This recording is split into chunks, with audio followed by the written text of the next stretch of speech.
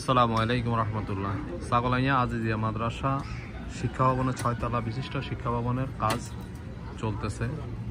গত 4 তারিখ 4 নভেম্বর উদ্বোধন করা হয় কাজের। এখন বর্তমানে কাজ শুরু হয়েছে, কাজ চলতেছে।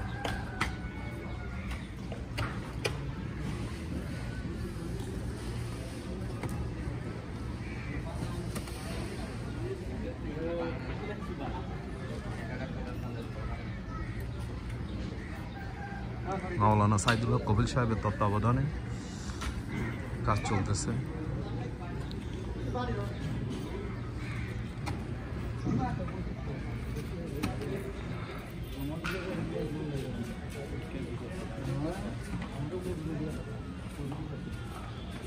আপনাদের সকলের কাছে দোয়া কামনা করতেছি।